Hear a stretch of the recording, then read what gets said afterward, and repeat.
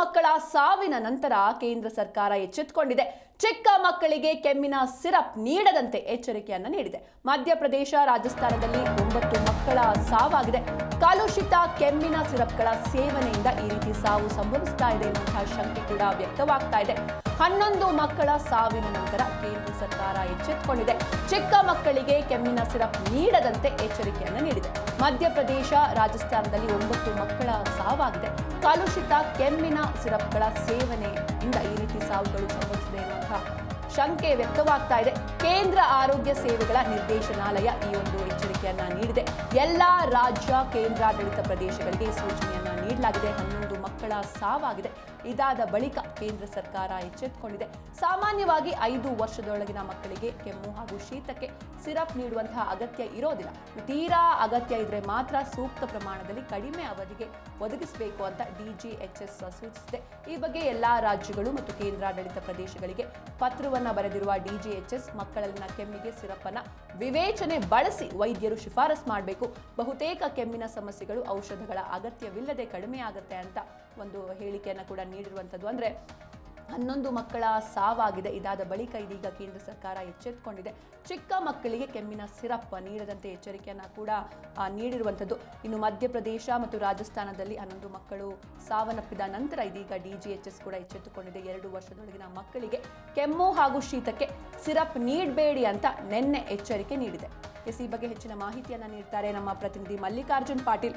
ಮಲ್ಲಿಕಾರ್ಜುನ್, ಇನ್ನು ಮಕ್ಕಳ ಸಾವಿಗೆ ಕಾರಣ ಏನು, ಎಲ್ಲೆಲ್ಲಿ ಸಿರಪ್ ಬ್ಯಾನ್ ಮಾಡಲಾಗಿದೆ ಅಂತ?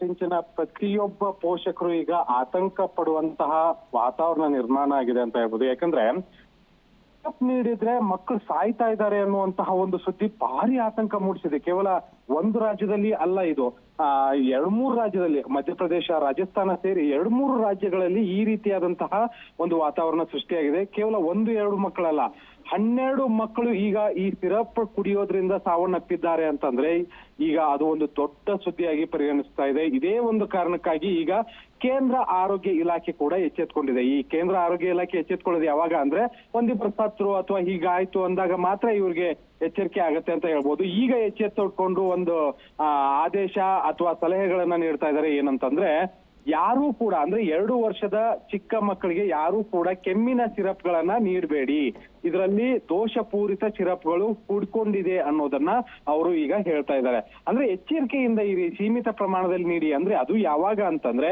ನಿಮ್ಗೆ ಮಕ್ಕಳಿಗೆ ಏನಾದ್ರೂ ಜ್ವರ, ನೆಗಡಿ, ಕೆಮ್ಮು ಏನಾದ್ರೂ ಕಾಣಿಸ್ಕೊಂಡ್ರೆ ಮೊದಲು ಆರೋಗ್ಯ ಅಂದ್ರೆ ವೈದ್ಯರ ಬಳಿಗೆ ಕರೆದುಕೊಂಡು ಹೋಗಿ, ಅಲ್ಲಿ ನಂತರ ಏನಾದ್ರೂ ವೈದ್ಯರು ಸಿರಪ್ ಗಳನ್ನ ನೀಡಿ ಅಂದ್ರೆ ಆ ವೈದ್ಯರು ಸೂಚಿಸಿರುವಂತ ಸಿರಪ್ ಗಳನ್ನ ಅಗತ್ಯ ಬಿದ್ರೆ ಮಾತ್ರ ನೀವು ಕೊಡ್ಬೇಕು ಅನ್ನೋದನ್ನ ಹೇಳ್ತಾ ಇದ್ದಾರೆ.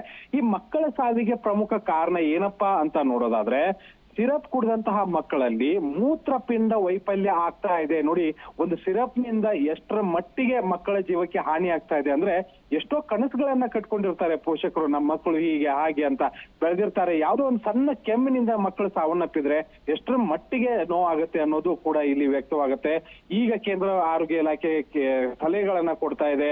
ಮಕ್ಕಳು ತಾವಾಗೆ ಎಲ್ಲರೂ ಗುಣಮುಖ ಆಗ್ತಾರೆ, ಅವರಿಗೆ ಈ ಒಂದು ಸಿರಪ್ ಅವಶ್ಯಕತೆ ಇರೋದಿಲ್ಲ. 2 ವರ್ಷದ ಮಕ್ಕಳಿಗೆ ತುಂಬಾ ಏನಾದ್ರೂ ಹುಷಾರಿಲ್ಲ ಅಂತ ಅನ್ಸಿದ್ರೆ ವೈದ್ಯರ ಬಳಿಗೆ ಕರ್ಕೊಂಡು ಹೋಗಿ, ಅವರು ಹೇಳಿದ್ರೆ ಮಾತ್ರ ಇದನ್ನ ಕೊಡಿ, ಅವ್ರಿಗೆ ವಿಶ್ರಾಂತಿ ಮತ್ತೆ ಆರೈಕೆಗೆ ಆದ್ಯತೆಯನ್ನ ಕೊಡ್ಬೇಕು ನೀವು ಅಂತ ಹೇಳ್ತಾ ಇದ್ದಾರೆ.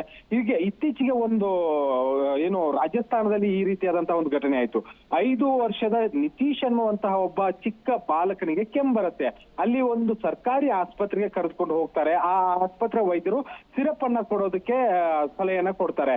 ಆ ಆರೋಗ್ಯ ಏನು ಡಾಕ್ಟರ್ ಹೇಳಿದಂತಹ ಸಿರಪ್ನೆ ಕೊಟ್ಟರು ಕೂಡ ಆ ಹುಡುಗ ಮೂತ್ರಪಿಂಡದ ವೈಫಲ್ಯದಿಂದ ಸಾವನ್ನಪ್ತಾನೆ. ಅಂದ್ರೆ ಎಷ್ಟರ ಮಟ್ಟಿಗೆ ಸಿರಪ್ಗಳು ಈ ಆರೋಗ್ಯ ಇಲಾಖೆಯಿಂದ ಕಳಪೆ ಗುಣಮಟ್ಟದಲ್ಲಿ ಸಾಗಾಟ ಆಗ್ತಾ ಇದಾವೆ ಅನ್ನೋದಕ್ಕೆ ಇದೊಂದು ದೊಡ್ಡ ಉದಾಹರಣೆ. ಈಗನಾದ್ರೂ ಕೇಂದ್ರ ಸರ್ಕಾರ ಎಚ್ಚೆತ್ತು ಇದನ್ನ ಕೊಡಬೇಡಿ ಅಂತ ಹೇಳಿದೆ. ಬಟ್ ಇದು ಎಷ್ಟರ ಮಟ್ಟಿಗೆ ಜನರಿಗೆ ತಲುಪುತ್ತೆ ಅನ್ನೋದು ಇಂಪಾರ್ಟೆಂಟ್. ಇದನ್ನ ತಲುಪಿಸ್ಬೇಕು, ಎಲ್ಲಾ ಆರೋಗ್ಯ ಇಲಾಖೆಗಳಿಗೆ ಇದನ್ನ ಎಚ್ಚರಿಸಬೇಕು, ಅದನ್ನ ಮಾಡುವಂತ ಕೆಲಸ ಮಾಡ್ಬೇಕು. ಯಾಕೆಂದ್ರೆ ಈಗ ಮಳೆಗಾಲ ಬೇರೆ, ಯಾವುದೇ ಕೆಮ್ಮು ಬರ್ಲಿ, ನೆಗಡಿ ಬರ್ಲಿ, ಮೊದಲು ಪೋಷಕರು ಹೋಗೋದು ಒಂದು ಸಿರಪ್ ಕೊಟ್ಬಿಡೋಣಪ್ಪ, ಯಾಕೆ ಸುಮ್ನೆ ಅನ್ನುವಂಥದ್ದು ಒಂದು ತಲೆಯಲ್ಲಿ ಬರುತ್ತೆ.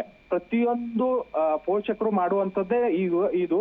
ಬಟ್ ಈ ಒಂದು ಘಟನೆ ಏನಿದೆ, ಈ ಒಂದು ಸಿರಪ್ ನಿಂದ ಈ ರೀತಿ ಆಗ್ತಾ ಇದೆ ಅಂತ ಏನ್ ಗೊತ್ತಾಗ್ತಾ ಇದೆ, ಈಗ ಪೋಷಕರು ಅಲರ್ಟ್ ಆಗ್ಬೇಕು. ಇದನ್ನ ಬಿಟ್ಟು ಮನೆಯ ಔಷಧಿಗಳು ಏನಾದ್ರು ಇದ್ರೆ ಅಥವಾ ಅವ್ರನ್ನ ಹಾಗೆ ಆರೈಕೆ ಮಾಡಿ ಕೆಮ್ಮಿನಿಂದ ಔಷಧಿ ಅವ್ರನ್ನ ಹೊರಗಡೆ ತರಬೇಕು. ಯಾವುದೇ ರೀತಿಯಾಗಿ ಯಾವುದೇ ಸಿರಪ್ ಗಳನ್ನ ಕೊಡಬಾರ್ದು ಅನ್ನುವಂತ ಎಚ್ಚರಿಕೆ ಇದೆ. ಬಟ್ ಇದರೊಂದಿಗೆ ಆರೋಗ್ಯ ಇಲಾಖೆ ಸಂಪೂರ್ಣವಾಗಿ ವೈಫಲ್ಯ ಹೊಂದಿದೆ ಅನ್ನೋದು ಇಲ್ಲಿ ಮೇಲ್ನೋಟಕ್ಕೆ ಗೊತ್ತಾಗ್ತಾ ಇದೆ ಸಿಂಚನ.